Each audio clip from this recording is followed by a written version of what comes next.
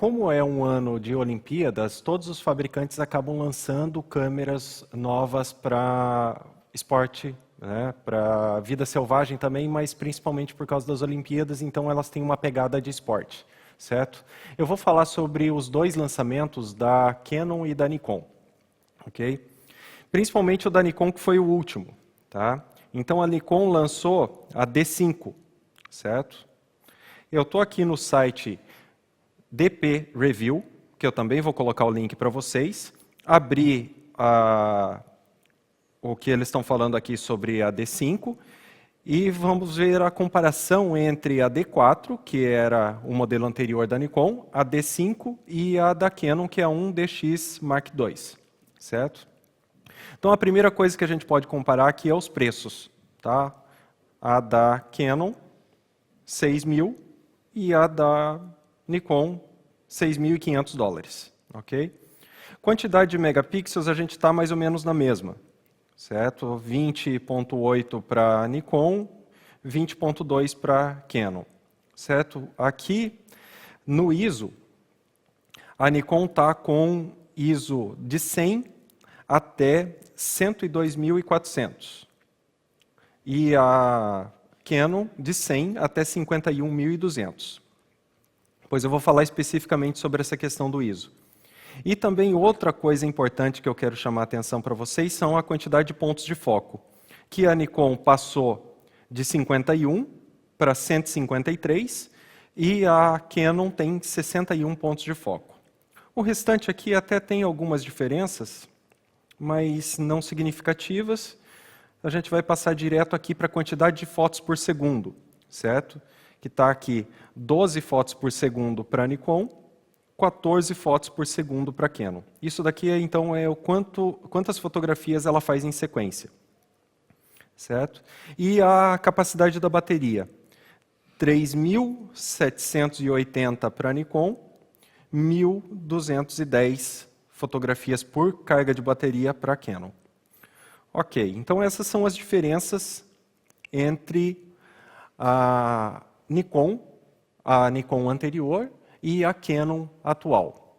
Agora tem algumas coisinhas muito interessantes para se ver nas entrelinhas desse lançamento da Nikon. A primeira coisa, eu vou abrir aqui a questão do autofocus dela. Tá?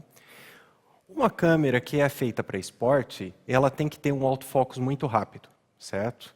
Então, ela tem que trabalhar de uma maneira rápida porque o assunto está rápido, mas também ela tem que estar preparada para fazer a fotografia a qualquer momento, certo? Aqui a gente tem um quadro com os pontos de foco que a Nikon disponibiliza. Então, são 153 pontos de foco, certo? Que é uma quantidade absurda de pontos de foco. Mas olha só como eles se concentram só no centro da imagem, certo? Então, isso poda muito o fotógrafo. O fotógrafo quer fazer uma composição um pouco mais deslocada do centro, não uma composição centralizada, ele não pode. O assunto está entrando dentro da fotografia e ele já quer começar a fazer foco nesse assunto antes que ele chegue no ponto em que a fotografia vai sair de fato, não pode. Pô, então, o que adianta você ter 153 pontos de foco se eles estão concentrados numa bolinha só? Certo? Pior ainda, a quantidade de focos que é realmente, de pontos de foco que é realmente interessante são os pontos de foco cruzado. Então ela disponibiliza aqui 99 pontos de foco cruzados, dentro dos 153 totais. Mas você só pode selecionar 55 deles, e eles estão todos ali no centro da imagem. Eles estão todos aqui, certo? Todos no centro da imagem. O que adianta você ter um monte de pontos de foco e não poder usar eles? Tá? Então, essa é a primeira questão. Assim, já considero que Canon e Nikon estão na mesma, porque, afinal de contas, a Canon está com 61 pontos de foco, mas a da Nikon você só pode selecionar 55 deles, dos cruzados, que são os que realmente importam. E as duas têm mais ou menos a mesma concentração de pontos de foco no centro do quadro. Então, nenhuma das duas faz um trabalho bem feito do meu ponto de vista. Certo? Aí, aqui, o próximo quadro que eu tenho é o quadro que mostra a comparação de ISOs, tá? Da relação de ruído e imagem que você tem entre a Canon, entre a Nikon, e eu abri outras duas câmeras aqui. Então, você vai ter a da Nikon, comparado com a da Canon, também a da Pentax, que é um lançamento recente, certo? E a da Sony, que é a Alpha R2, tá? Alpha 7 R2, ok? Quando você entrar nesse quadro aqui do DP Review, você vai ter, então, o acesso a várias localizações diferentes para conseguir verificar como que está a relação ruído-sinal dessa fotografia. E aqui embaixo, então, aparece a imagem ampliada, certo? Ela sai por padrão aqui, ó, em arquivo RAW e ISO 100. Obviamente, em ISO baixo, todas elas estão fazendo um bom trabalho, né? Não existe mais câmera que faça um trabalho ruim. Mesmo os celulares estão fazendo um trabalho bem razoável em termos de relação ruído-imagem em ISO baixo. Então, isso não é um problema. Vamos exagerar. Vamos subir. A minha experiência com fotografia de alta velocidade diz que 6.400 é um número bem razoável de ISO para se usar. Certo? Então, vamos fazer a comparação aqui. Primeiro, Canon, Nikon, em 6.400. Certo? Vocês conseguem ver alguma diferença entre elas? Eu não consegui ver diferença nenhuma entre elas. Para mim, está na mesma. E depois, aqui embaixo, a da Pentax e a da Sony. Ok, parece que tem um pouquinho mais de ruído na da Pentax e na da Sony. Mas também nada que se justifique. Certo? Agora, a Nikon está vendendo essa câmera como sendo a Lord of the Darkness, certo? Então, ela está vendendo como sendo a câmera mais sensível e a propaganda dessa câmera é que ela vai até ISO 3 milhões. Vocês têm ideia do que é ISO 3 milhões? Esse número assusta bastante, mas o ISO, vocês devem ter em mente que é uma progressão múltipla, certo? Então, você tem o ganho de um ponto de luz quando você passa de 100 para 200, mais um de 200 para 400 e assim por diante. Ou seja, de ISO 1,5 milhão para ISO 3 milhões, passou só um ponto de luz. Então, o número parece que assusta muito, mas não é grande coisa. Mas a Nikon está usando isso como propaganda.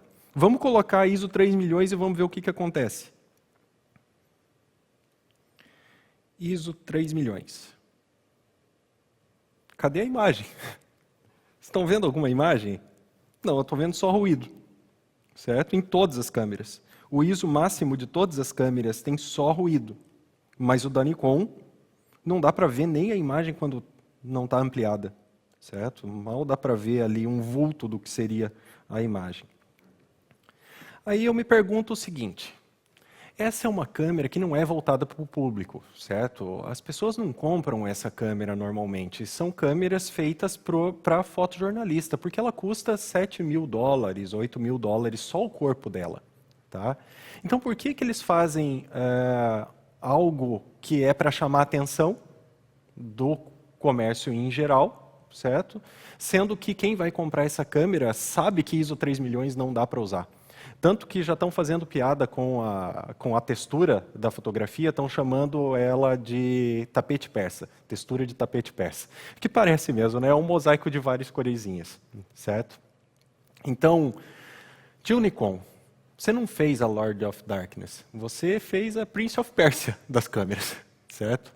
Não tenta enrolar a gente, porque vê os resultados das fotos e, obviamente, não dá para usar ISO 3 milhões. Não tem o porquê você colocar isso. Você não vai vender essa câmera para o tio ali da esquina. E o cara que vai comprar essa câmera do jornal também não está ligando se ela tem ISO 3 milhões ou não. Isso foi um tiro no pé, ok? Bom, então, essas são as duas características mais importantes que a Nikon traz na câmera dela. Aquela quantidade enorme, absurda de pontos de foco, só que todos concentrados no centro, e a câmera fazer ISO 3 milhões. Eu não sei não, mas eu tô mais para da Canon, certo? Porque pelo menos ela está um pouco mais coerente com a realidade, ela não está jogando número para tentar vender. E $500 mais barato, parece um bom negócio. Agora, se você pensar bem e olhar outros lançamentos simultâneos de ambas as marcas, mas eu vou me concentrar de novo na Nikon, você vai ver que essa câmera, que eles cobram $7.000, tem câmera muito semelhante, praticamente com as mesmas funções, por $2.000. Sabe? Então, não se justifica esse preço absurdo que eles colocam nesse equipamento. Ele é feito mesmo para ser um equipamento de nicho, e é isso que eu acho que a Nikon acaba atirando no próprio pé, porque é um equipamento de nicho, ela não precisa se forçar. Vamos abrir aqui a análise da câmera D500, certo? Que é a câmera da Nikon, para ser a melhorzinha das câmeras com o sensor APS, que é aquele sensor que é 1,5 vezes menor do que o full frame, certo? Vamos olhar as características dela, aqui. Então, o sensor dela não é full frame, mas tem 20 megapixels, ok, está igual a D5. Ela tem 153 pontos de foco e 99 cruzados. É claro, porque a Nikon colocou o mesmo módulo de autofoco em todas as câmeras, certo? Então, esses são os lançamentos mais recentes da Nikon, a D5 e a D500, ela colocou o mesmo sensor de autofoco. Isso é para economizar.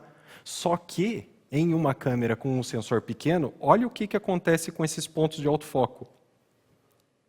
Finalmente, né?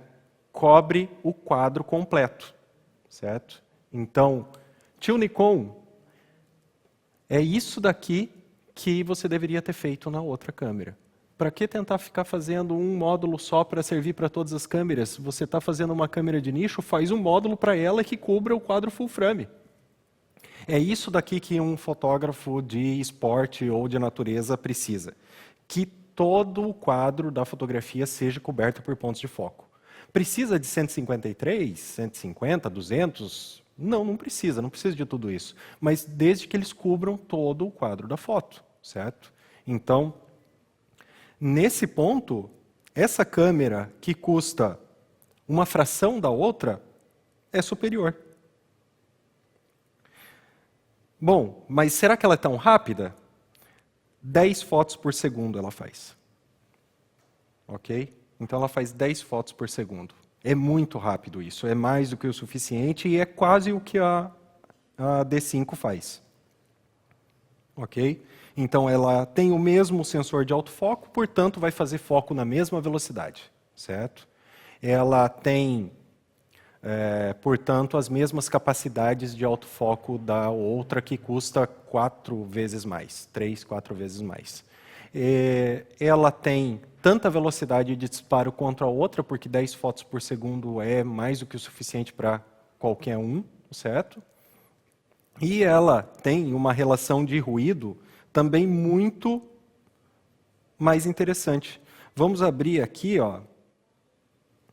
a da Nikon e comparar ela, vou abrir aqui lado a lado, a da Nikon e comparar o ruído que você tem entre a Nikon 500 e a Nikon 5. Obviamente, em ISO máximo, né, que está aqui 500 mil o ISO, é claro que vai ter muito ruído, mas vamos voltar para o nosso 6.400, que é um valor razoável. Praticamente a mesma quantidade de ruído, certo? Aí, daí assim, vocês me perguntam, tá, mas tem que ter alguma diferença entre uma câmera e outra, porque eles estão cobrando $8.000 por uma e $2.000 pela outra, e as duas fazem exatamente a mesma coisa. Bom, essa câmera, a D500, por ela não ter aquele grip vertical, ela faz em torno de 1.000 fotos com uma carga de bateria, e a outra faz 3.000. Essa é a diferença. Agora, dá para comprar 3 câmeras e você, a hora que acabar a bateria de uma, você joga ela fora, pega outra câmera com a outra bateria, tira a foto, acabou a bateria daquela, joga a câmera fora e mesmo assim você está economizando dinheiro, certo? Então, se você é um fotógrafo que não está recebendo a tua câmera do jornal, porque o jornal tem um acordo comercial com o Nikon ou com o Canon para fazer essa cobertura de Olimpíadas ou qualquer coisa assim, não vai nessa câmera que eles vendem como sendo a principal para esporte. Vai na D500 e a da Canon também tem equivalentes que também vão fazer o mesmo trabalho da câmera grande, só que com um valor muito menor, certo? E às vezes até melhor o serviço. Então não se prendam a esse nome e a esses números malucos que eles ficam jogando de pontos de foco, de velocidade de autofoco e de ISO, ok? Porque isso daí não funciona. Uepa! Segundo as leis mais antigas da vida, do universo e tudo mais, você tem duas opções ao final desse vídeo. Ou você gostou muito, ou amou muito. Então se liga que agora eu vou materializar uma caixinha aqui à esquerda para você se inscrever no nosso canal. E uma setinha aqui à direita para você dar like nesse vídeo. E aqui embaixo tem uma setinha também para você comentar, dar sugestões e tudo mais. Então se liga e não desobedece nenhuma lei do universo. Fui!